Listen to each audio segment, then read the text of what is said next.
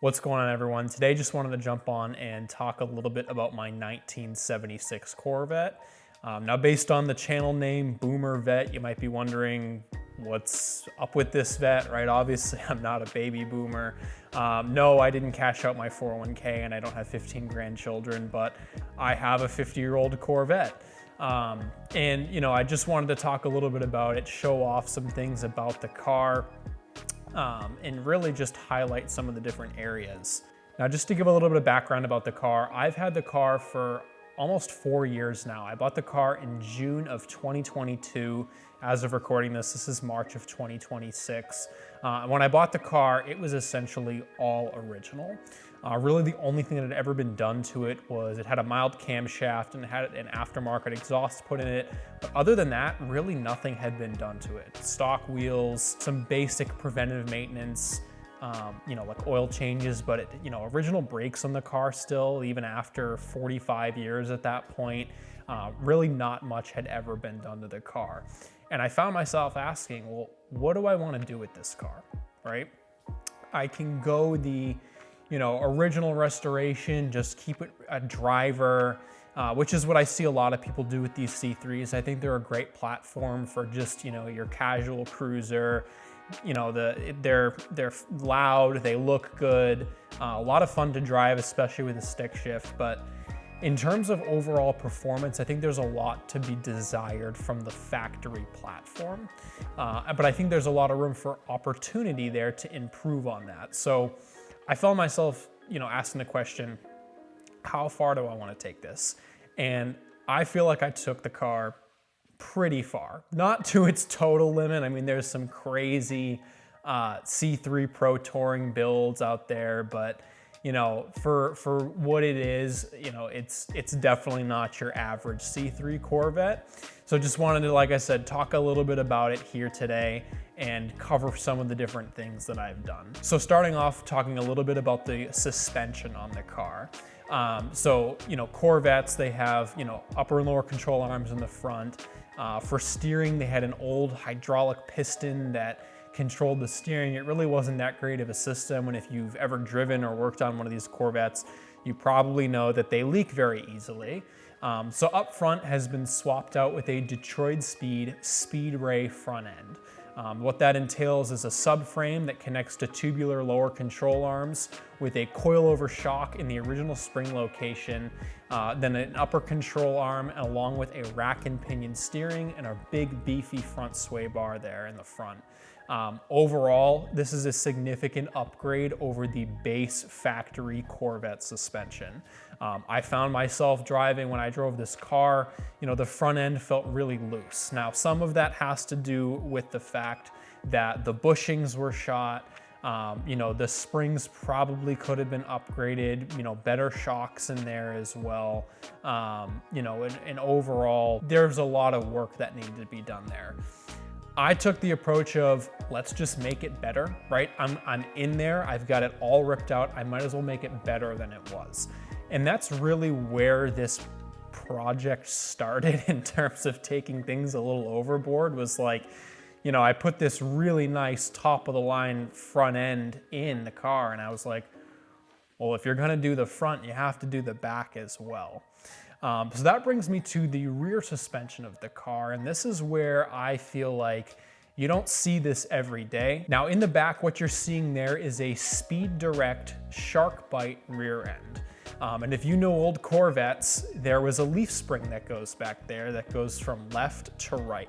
The leaf springs from the factory, just the standard 9-leaf spring, 7 or 9 leaf, I can't really remember how many they had, but it wasn't a great setup. Great concept and really good for back in the day, but compared to anything on the market nowadays, like I said earlier in the video, it leaves a lot to be desired. So I decided, well, screw the leaf spring, let's go coils in the back. And so when I was doing my research, Detroit Speed makes a great rear end on these cars as well. Theirs was it wasn't quite what I was looking for, mostly because it comes with a differential. And for the power level that I wanted to make for this car, their differential was a little overkill. And I didn't want to spend the money on something that was overkill per se and not necessary, right? So I was like, all right, what systems are out there that I can get that are coil based, and it's also not gonna like be total overkill, right? I'm not building a 1,000 horsepower car here. Detroit Speed, you know, they're the guys to go to if that's your speed. I was looking more around the 5 to 550 range, and we'll get into engine and transmission a little bit later. But anyways, looking at all of these different systems, this Speed Direct one obviously instantly struck my eye, right? I mean, from a suspension geometry perspective, you know, you have essentially an inboard rear suspension. You know, similar concept, obviously not as crazy, but similar concept as something like the Mustang GTD. Certain Porsches have this system as well. You know, top race cars have suspensions that mount from the inboard of the car rather than the outboard, similar to how some other coil setups were, or in the case of the leaf spring, right? You were adjusting from the outside. So what you're seeing there is those coil springs. They are double adjustable. The shocks themselves are from Viking, but they were provided with the kit. And you know, they mount off that differential cover. Now, talking a little bit about the differential as well, I think this is a little cool piece of Corvette history if you know your vets. This was built by Duntov Performance or Duntov Motorsports. I apologize if I'm not getting the exact company name correct. It's been a while since I put the differential in the car. But anyways, this company was an offshoot from Zora Duntov and his engineering team on those original Grand Sport Corvettes. I believe the owner of the company was the chief engineer on those 5 original Grand Sport Vettes. You know, he personally helped build this differential. It's rated right around, you know, safely, I'd say 500 horsepower, but you know, they've raced them upwards of 800 horsepower as well. Again, I wasn't going too crazy on it. For rear gears, I went with 390s. This particular car came with 355s in the back originally. I wanted something that was a little bit more, you know, get on it and go, a little bit more acceleration, so I did end up going with 390s in the rear.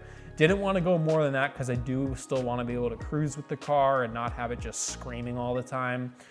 So I tried to find a nice balance, but also give it a little bit more kick than it had before. So that's it for the suspension, looking at front and rear. Next, I want to talk a little bit about the brakes.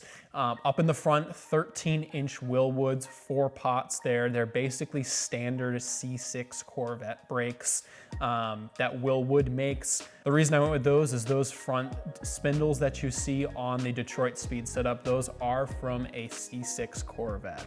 So really any brake parts or wheels that are for C5, 6, and 7 Corvettes do work on this front suspension. Now in the rear, really nothing crazy there. Those are just Willwood's standard replacement brakes for C3 Corvettes. I think they're 11 and 3/4 inch rotors with a 4-pot piston brake as well. So obviously a little bit more meat up in the front there for the brakes. Next, I want to talk a little bit about the wheel setup. So these wheels, these are fully custom wheels. And now this is done by a company called, it's either Anito or Anicio. I'm not quite sure how to pronounce it again. They're a bit of a newer company. I think they're out of California. Their owner, David, was a huge help when it came to picking out the right wheel and making sure everything was lined up to fit my car perfectly. So this is their Grand Corso wheel. Now my specific specifications, you're looking at an 18 by 9.5 in the front with a 4.5 inch backspace and an 18 by 10 with a 5.5 inch backspace in the back. So staggered setup here, which is pretty typical on these older Corvettes once you start getting into big tire setups, because you can fit more meat in the back than you can in the front. You start to run into some clearance issues in the front, but opted to go with that bigger tire in the back just because I want to make sure I'm getting traction there. Now these wheels, as of when I purchased them, I believe there's only one other physically manufactured set in the world. It's on a beautiful C2 Corvette that was at a couple different car shows out west. I'll see if I can throw up a photo of it on the video if I can find it. But I saw that car, I saw the wheels, and I was like, that's exactly what I'm looking for. It's modern, but it's not, you know, one of those like 20, 21 inch giant wheels you see on some of these resto mods. That's not personally my taste. I think they can look great, but it's not something I wanted for this car. But these Gran Corso wheels, they're absolutely beautiful. I'm really, really happy with the way that they came out. And again, thank you to David over at Anito. Again, apologize if I'm not pronouncing that correctly, for all your help. Would definitely recommend that anyone looking for any sort of pro touring or resto mod wheel, go check him and his company out. So next, really the biggest question I feel like for any pro touring or really any car build is, well, what are you putting in it for an engine? And this is where I think this car really shines, and I think that it's something that you really don't see every day. And to my knowledge, there's only one other engine in the world that's even remotely similar to what I'm doing. So we'll just start with a few base facts, and I am planning on making a video of that engine once it actually comes in, because spoiler, it's not here yet. It should be done in a couple weeks here. Anyways, the motor is being built by Prestige Motorsports down in North Carolina. And I went with them because I was looking for a full drop-in package. You know, I don't have experience with building a motor myself. It is something that I'm planning on doing and I would like to do at some point. But, you know, for right now, I wanted to have an engine that I was confident with, that I can put into the car, turn the key, and not worry about it. Because I've spent a lot of time and money on this car, I didn't want to make my first experience with the heart of the car and potentially screw it up. So the small block that Prestige is building for me has a very special fuel system for it, and that is a side draft Weber style fuel injected setup. Now, to my knowledge, there's only one other car in the world that has something similar to that. It was built by Eddie's Rod and Customs. It's called Split Second, I think. It's a 63 split window Corvette.